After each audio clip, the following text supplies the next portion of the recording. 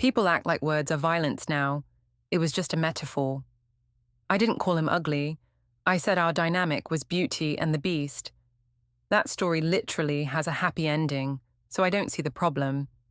If anything, I was complimenting myself for seeing past appearances, for being evolved enough to look deeper. But apparently, that makes me the villain now. He took it way too personally. Men love playing victims these days, don't they? One joke and suddenly they're wounded, traumatized, writing poetry about emotional abuse. Please. I'm sitting on the couch right now, alone, phone vibrating with notifications I don't want to read, and everyone's acting like I committed a crime, like I'm some monster. All I did was make a comparison, a fairy tale comparison, with a happy ending. So let me tell you what actually happened, because the way people are spinning this on social media is absolutely insane. Because I need someone to understand that I'm not the bad guy here, that I didn't do anything wrong, that this whole situation is blown completely out of proportion. We were at Miranda's apartment last Friday, wine night, you know the vibe, cheese board, string lights, everyone a little buzzed and oversharing. The kind of night where conversations get looser and someone always ends up crying in the bathroom or confessing something they'll regret tomorrow. I was having fun. Really fun. I'd just gotten my hair done, new highlights that cost me $300 but were absolutely worth it, and I was wearing that emerald dress that makes my eyes pop. I felt good, confident, like myself, like the best version of myself. Miranda's apartment was packed.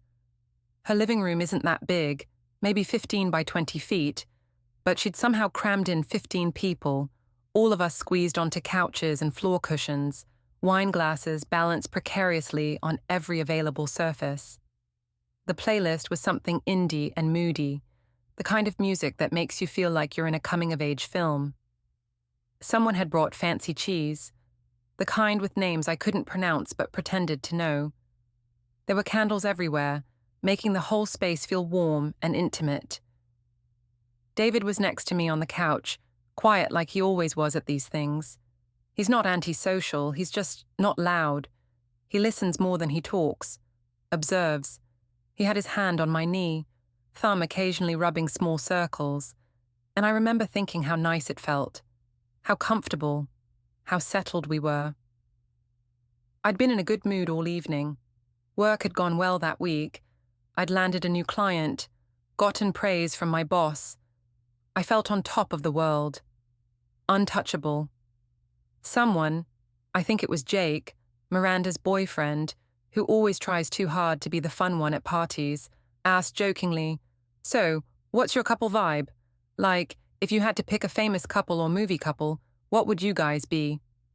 People started shouting out answers for their relationships.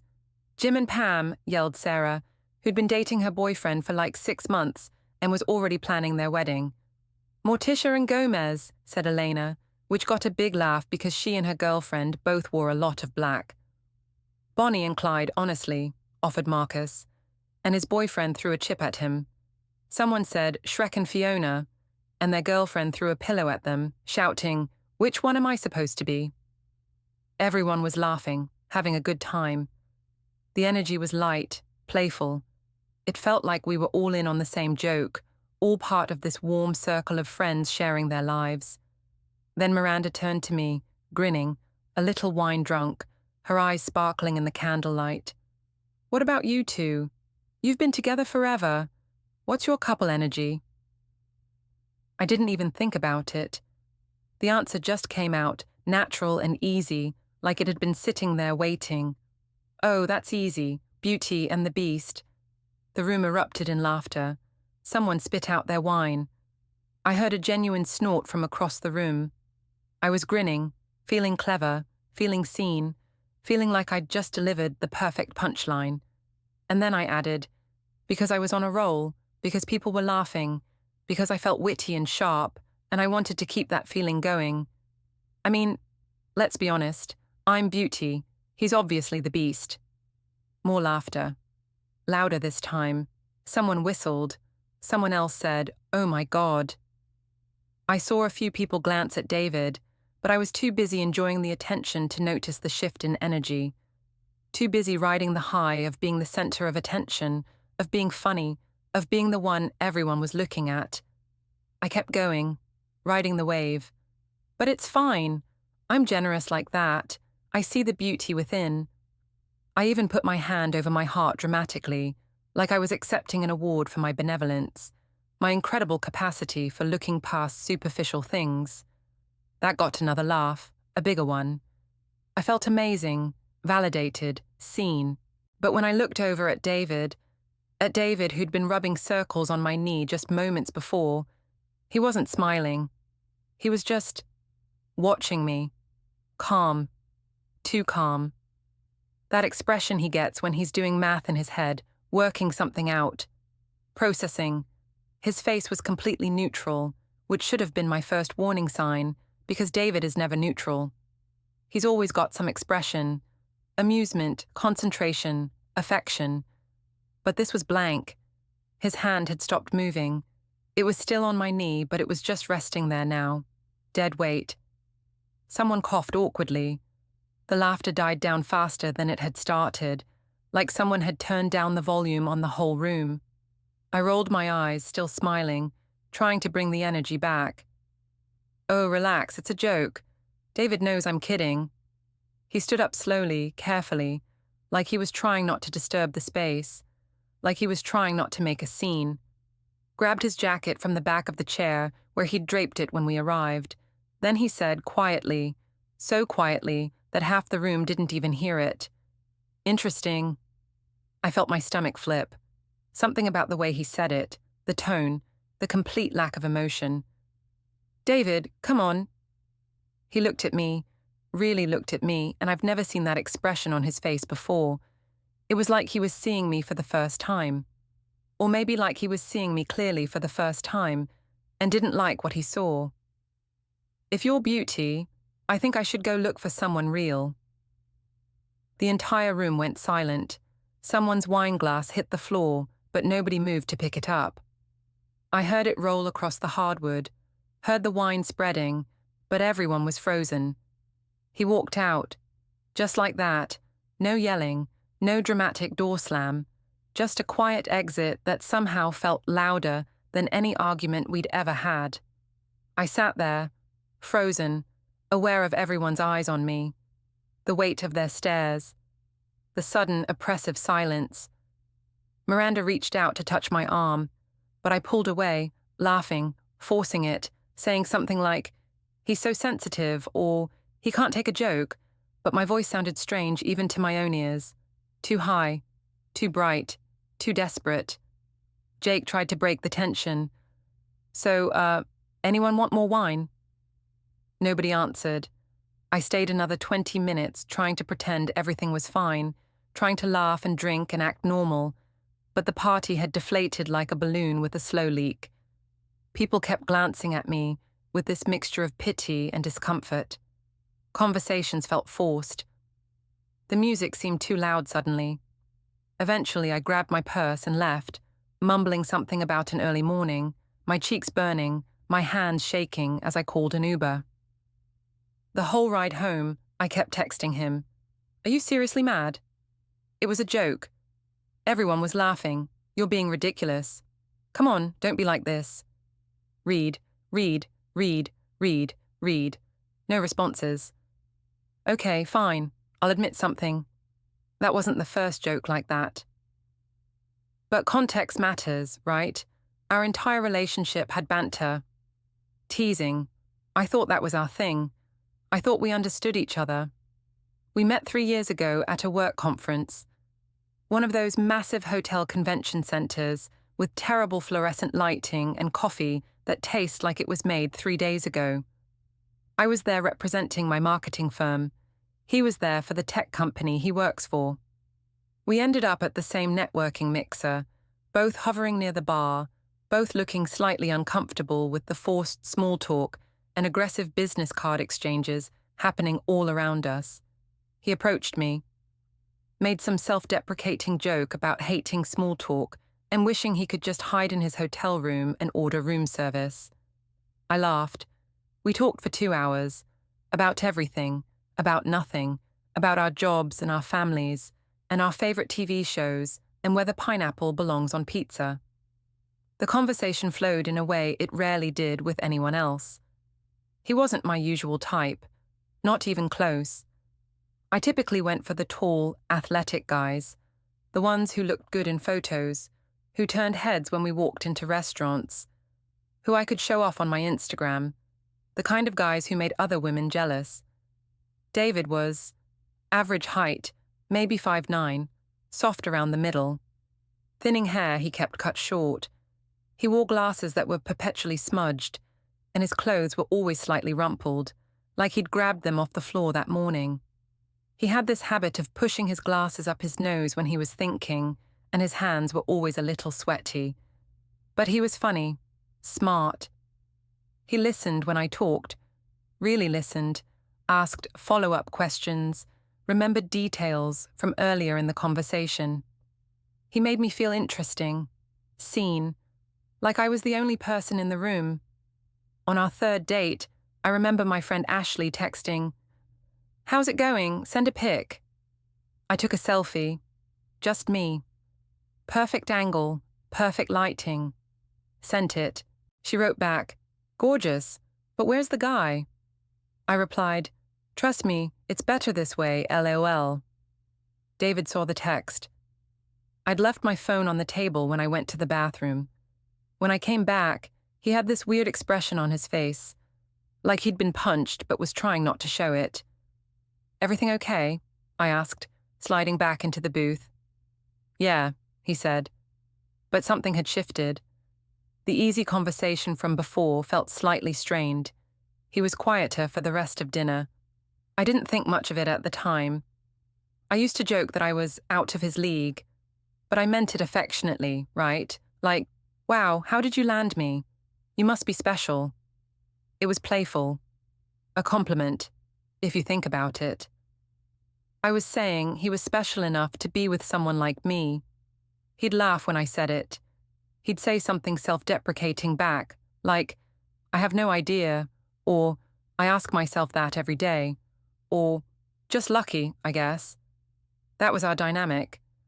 I thought that was our dynamic. I thought we both understood the game. I posted solo photos on Instagram and sometimes cropped him out. But that's because I'm photogenic and he's not.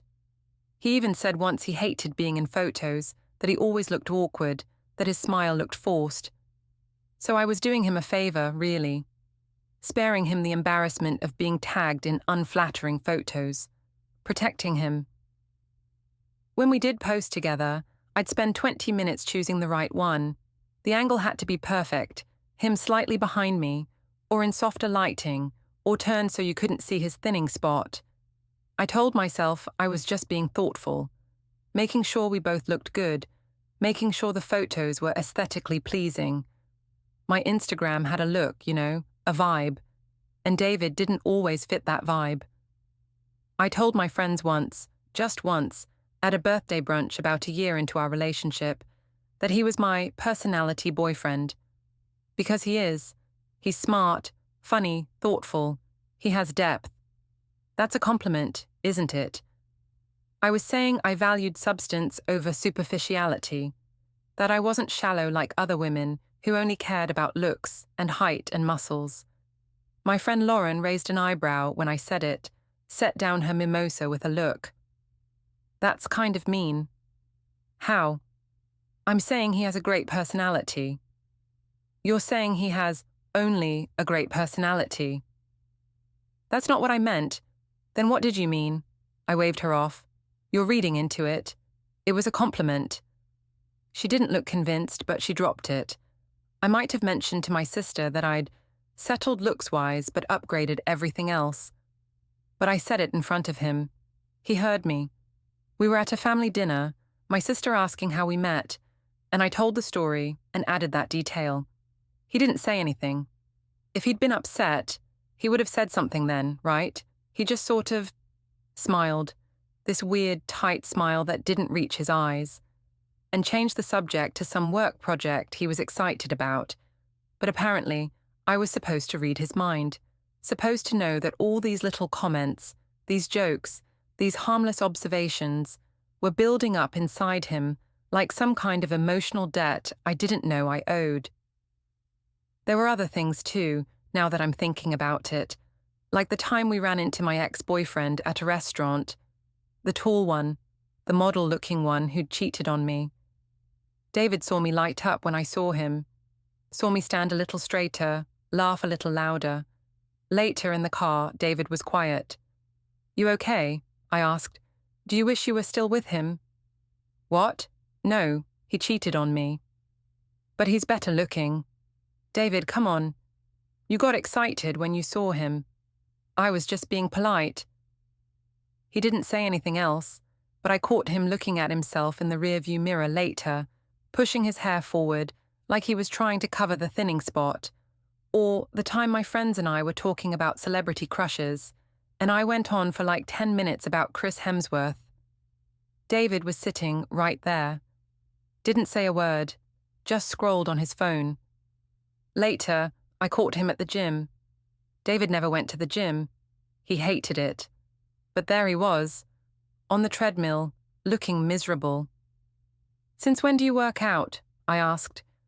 "Just trying to, get in better shape." "For what?" He looked at me like the answer was obvious. "For you." I laughed. "David, I don't care if you work out. You don't need to do that for me." But he kept going. For 3 months. Lost 15 pounds. I barely noticed. I stayed with him, didn't I? For 3 years. That should count for something. Most women wouldn't have.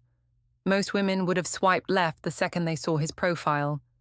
His dating profile photo was him at a hiking trail, slightly sweaty, squinting at the camera, his t-shirt wrinkled.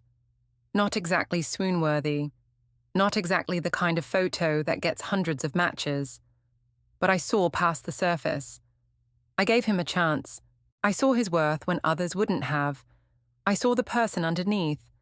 And this is how he repays me, by making me the villain, by acting like I'm some shallow monster who doesn't appreciate him. I appreciated him. I stayed. That was my appreciation.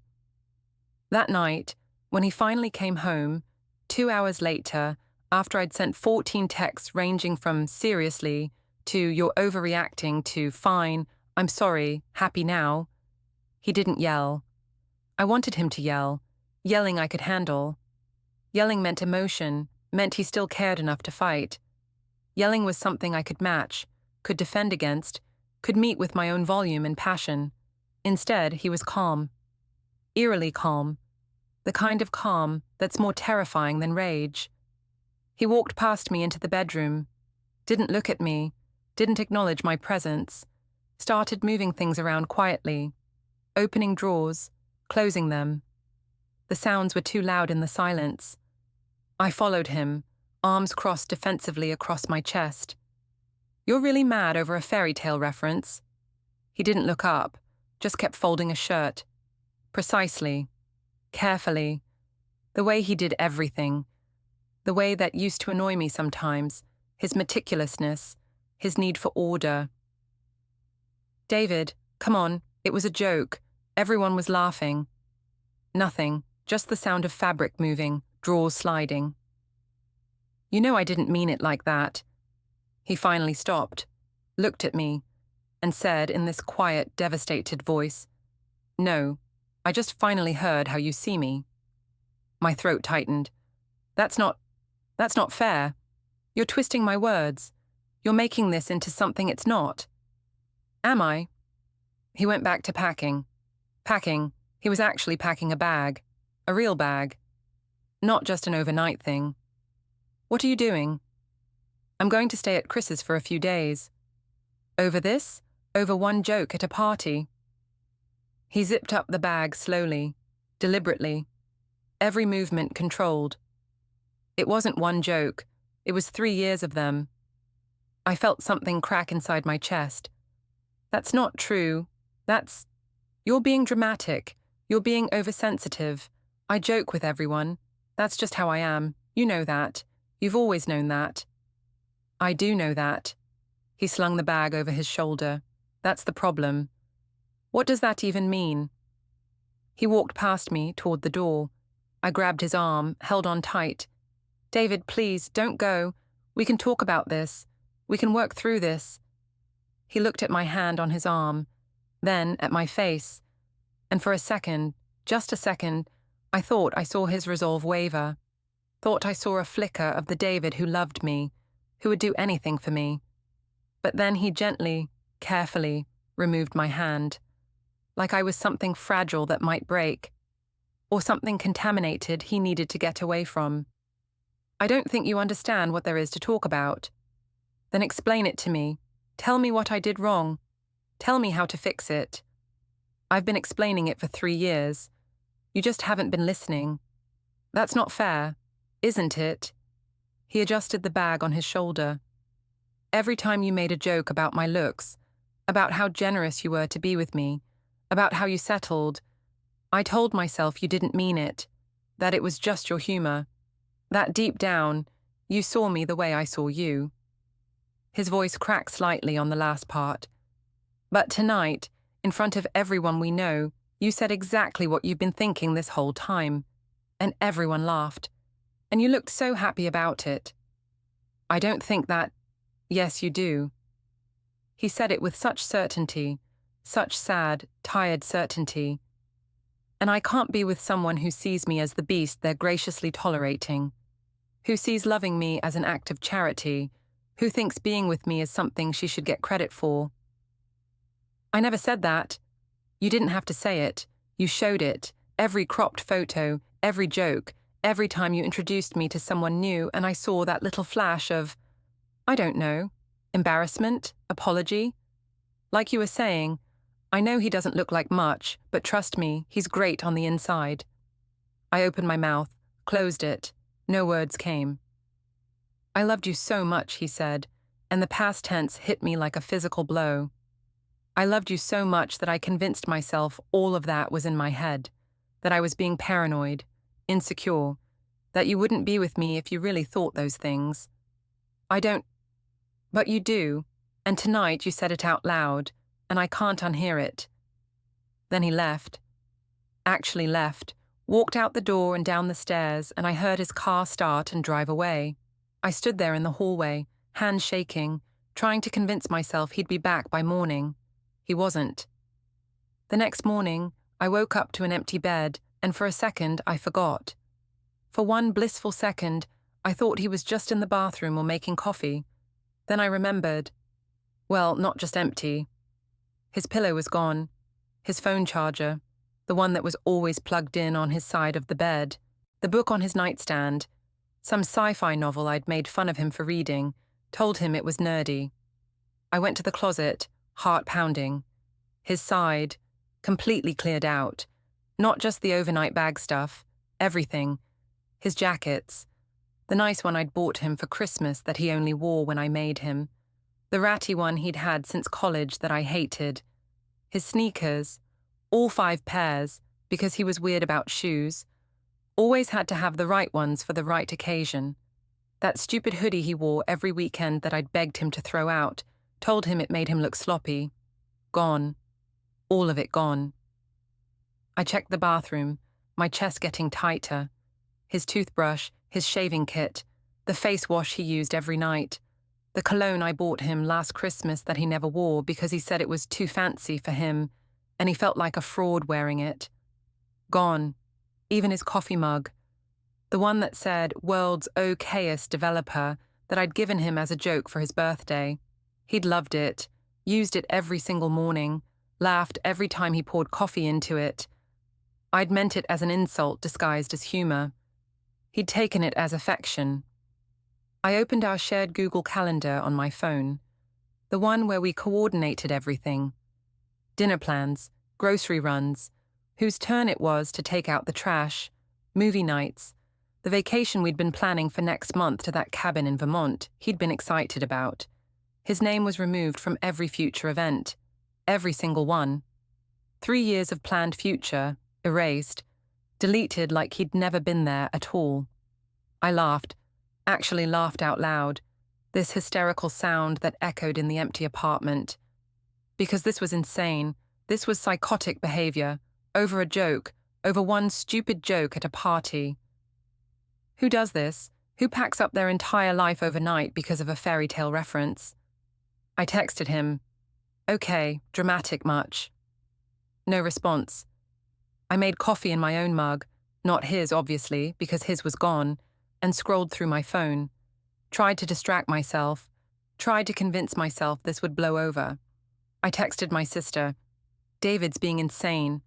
She wrote back immediately, "What happened?" I made a joke and he completely overreacted, packed his stuff and left. "What kind of joke?" I didn't respond. She called. I didn't answer. She texted again. "What did you say to him?" I put my phone face down on the counter. Then I saw it. I was mindlessly scrolling Instagram, trying to distract myself from the silence of the apartment, when a new post appeared at the top of my feed. David had posted. David almost never posted, maybe once every 3 months, and usually just a picture of a sunset, or his coffee or some code he was proud of. No captions, no statements. He had like 200 followers, mostly coworkers and college friends. His grid was sparse, impersonal, boring. But this morning, there was a new post, a photo of the city skyline at dawn. Golden light spilling between buildings, the sun just cresting the horizon. Beautiful, actually. The kind of photo I would have posted myself. The kind of photo I wouldn't have expected him to be capable of taking. The caption, "Looking for real beauty, inside and out." My stomach dropped so hard I thought I might throw up. The comments were already rolling in, and they weren't from his usual audience of tech bros who commented fire emojis and nothing else. "You deserve it, man." Chris, his best friend who'd never liked me, who I'd always thought was jealous of our relationship. "Proud of you."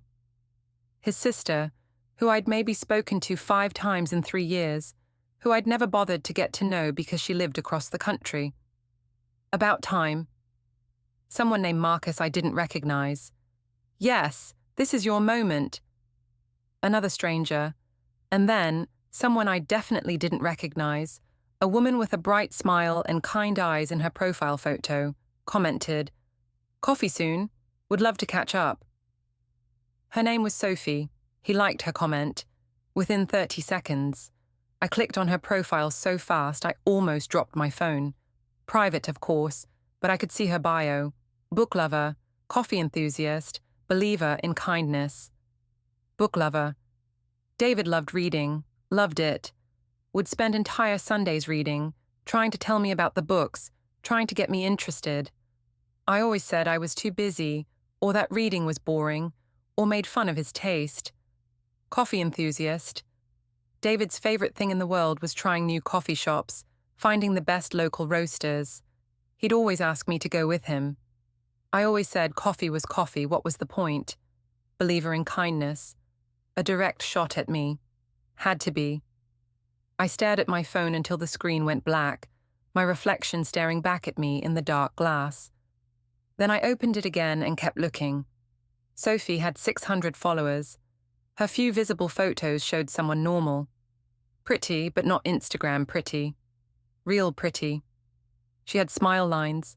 Her hair was a little messy in some shots.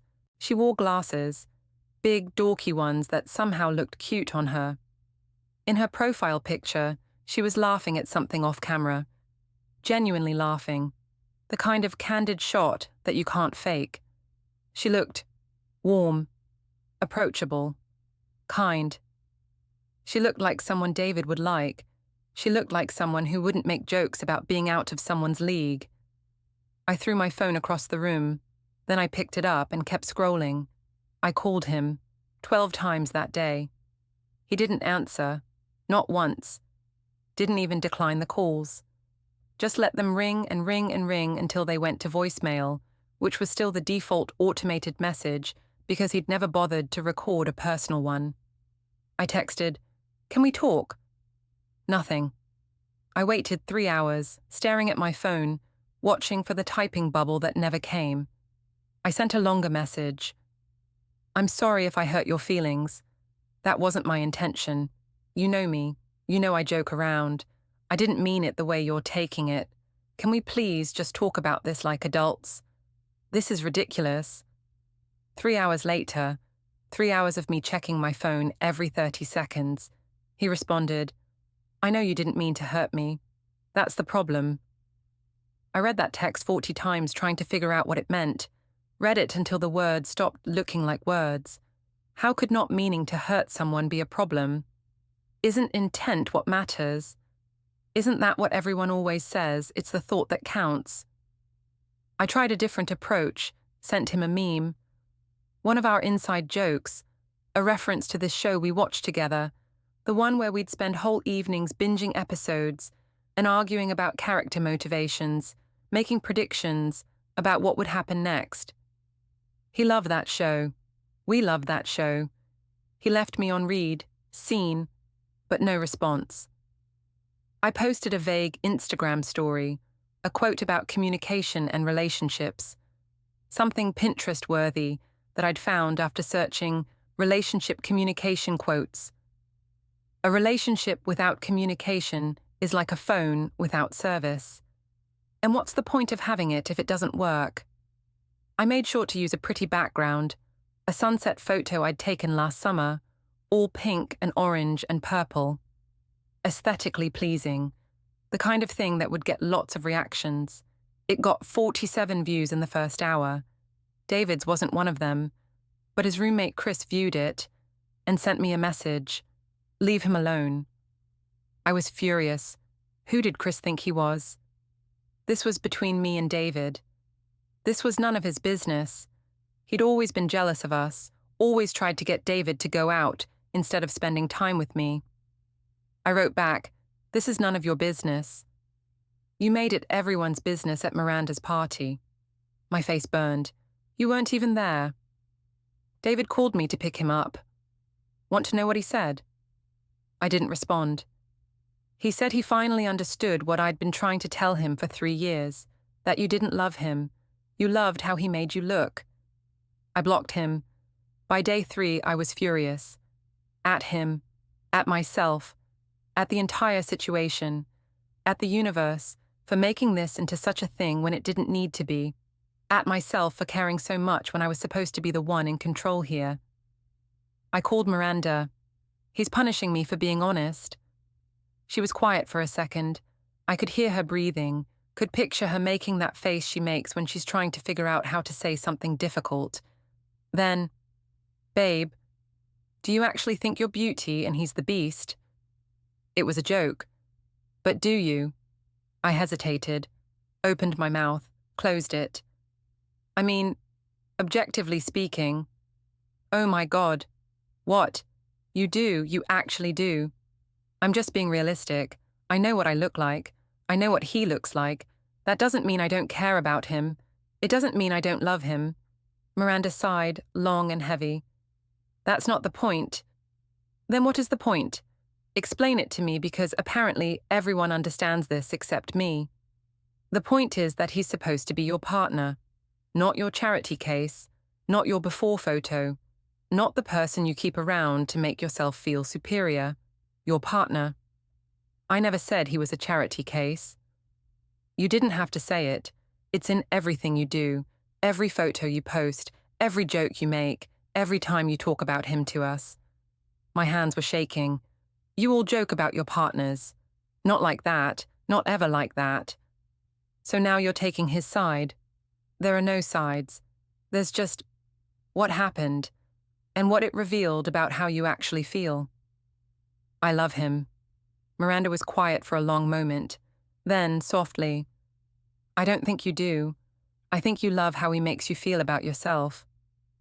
I hung up, sat there on the couch in the apartment that was too quiet, and tried to cry.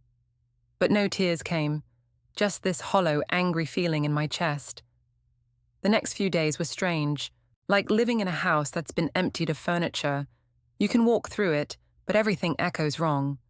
The space is the same, but it feels completely different. I kept expecting to hear him. His footsteps in the morning, he was always up before me, padding quietly around trying not to wake me. The sound of him making coffee, the specific pattern of sounds I'd learned to sleep through, the cabinet opening, the coffee grinder, the water running, his terrible shower singing, always off key, always too loud, always songs from the 80s I didn't know. The apartment was so quiet, so empty, so wrong. I'd reach for my phone to text him about something, a funny tweet, a question about dinner plans, some random thought I'd had, and then remember that he wasn't just out, wasn't just busy, was gone, was choosing to be gone. I went to work, pretended everything was fine, put on my makeup, wore my best outfits, smiled at everyone, but my coworker Melissa noticed anyway. "You okay? You seem off." "I'm fine." "You sure? You've been staring at your computer for like 10 minutes without typing anything." "Just thinking." "Is everything good with David? You haven't mentioned him lately." "We're taking some space." She nodded sympathetically, reached over to squeeze my hand. "That's healthy sometimes. Time apart can really help you appreciate each other." I didn't correct her, didn't tell her it wasn't mutual space, that I was being spaced from, not spacing, that I didn't want this, that I didn't ask for this. At night, I scrolled through his Instagram obsessively, checked it every 20 minutes, every 10 minutes, every time I picked up my phone, which was constantly. He posted again on day 4, a picture of a book, coffee cup beside it on a wooden table. The light was warm and golden, cozy. The caption, "Good morning to everyone who knows they're enough." 189 likes. 189. He'd never gotten more than 30 before. Sophie liked it immediately. Commented, "Currently reading this too. We have so much to discuss." He responded, "Tuesday, the place on 5th? Perfect. Can't wait." I threw my phone across the room again. Then I picked it up and kept scrolling, hating myself, unable to stop. I found her profile again, requested to follow, sat there staring at my phone, waiting. She accepted within an hour. Her feed was nice, annoyingly nice, pictures of books and coffee and sunsets, quotes about self-love and growth, pictures with friends where everyone looked genuinely happy, not posed for Instagram happy, real happy, messy happy. She had one post that stopped me cold. A selfie, no makeup, hair in a messy bun, glasses on, book in hand. Caption, reminder, you don't need to be conventionally beautiful to be worthy of love. You don't need to be anything but yourself. 267 likes. David had liked it. 2 weeks ago, before our fight. How long had he been following her? How long had they been talking? She wasn't even that pretty. I mean, she was fine, cute, but not stunning, not beauty, normal, average, the kind of woman I would have felt superior to a week ago. So why did looking at her profile make me feel sick? Why did seeing David interact with her feel like betrayal when I'd been the one making jokes about him for 3 years? I went back through my own Instagram, really looked at it for the first time. There were exactly 3 pictures of David. 3. Out of 487 posts. In one, you could only see the back of his head. He was looking at something off camera, and I'd captioned it with something about my view with a heart emoji, making it seem romantic when really I just hadn't wanted to show his face. In another, he was far in the background, barely visible. We were at a beach, and I was in the foreground in a bikini, hair perfect, body angled just right. He was sitting in the sand behind me, building something, blurry and small. In the third, we were at a wedding, and I'd strategically angled the camera so I took up most of the frame. He was there, in his suit, the one I'd picked out, the one I'd spent an hour making him try on, but he was partially cut off, his face in shadow. I'd never noticed before, never thought about it. But now I couldn't unsee it. 3 photos in 3 years. Meanwhile, I'd posted probably 30 photos with my ex. The cheater. The one who treated me terribly. But he was tall and handsome, and looked good in pictures, so I'd shown him off constantly. David had never complained, not once. Just quietly disappeared from my feed, like he was quietly disappearing from my life. By the end of week 1, I realized something else was happening. My friends were distant, not openly hostile, not dramatic, just less available, less warm, less there. Miranda stopped responding to my texts as quickly. When we did talk, conversations felt strained, careful, like she was walking on eggshells or choosing her words too carefully. Ashley, who usually sent me memes daily, random thoughts, funny videos, had gone silent. Her Instagram stories continued, but she stopped tagging me in things. Even Lauren, who I'd been friends with since college, who'd been my maid of honor at my sister's wedding, who I'd lived with for 2 years, seemed to be pulling away. I confronted Miranda over drinks, made her meet me, sat across from her at our usual wine bar and said, "Is everyone mad at me?" She looked uncomfortable, swirling her wine, not meeting my eyes. No one's mad. Then what? Why is everyone being weird? People are just processing. Processing what? She took a long sip of her wine, buying time. Then, "Babe, we were all there. We heard what you said. And it wasn't the first time we'd heard you say stuff like that about David." "Stuff like what?" "About how he looks. About how you're with him despite, you know." "Despite what?" "Despite everything you clearly think is wrong with him." My face got hot. I never said anything was wrong with him. "You didn't have to say it outright." She finally looked at me. "It's in the way you talk about him, the way you, I don't know, present him, or don't present him." "So everyone's taking his side?" "There are no sides. There's just what happened, and what it revealed." Why does everyone keep saying that? What it revealed. Like I'm some villain who's been hiding her true nature. Aren't you? The question hit me like a slap. "Excuse me? I mean," she set down her wine glass. "Did you ever actually love him? Or did you just love the way being with him made you feel? That's not fair. Isn't it? Think about it. Really think about it. When you talk about David, what do you say? That he's smart, funny, that he has a good personality, that you see past his looks. You make it sound like you're doing charity work, like you're such a good person for being with someone you consider beneath you. I don't consider him beneath me. Then why won't you post pictures with him? Why do you joke about being out of his league? Why did you call him the beast?" I didn't have an answer. Miranda leaned forward. "I've known you for 8 years, and I've watched you date a lot of guys, and the way you treated David was different from all of them. With everyone else, you showed them off. You were proud, but with David, it was like you were embarrassed." "That's not true." "Then why didn't you ever bring him to your work events? You brought Tyler, you brought Marcus, you even brought that guy you dated for like 2 months. But David, who you were with for 3 years, never came to any of them." I opened my mouth, closed it.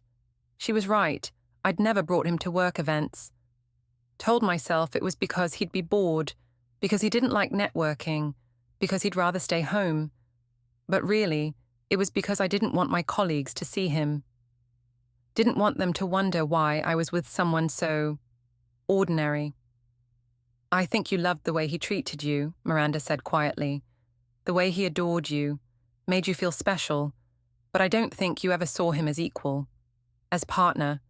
You saw him as accessory, as proof that you're a good person for looking past appearances." I stood up. "I'm leaving. Running away won't change what's true." I left anyway, didn't finish my drink, didn't look back. Walked out into the night, hands shaking, eyes burning but still no tears.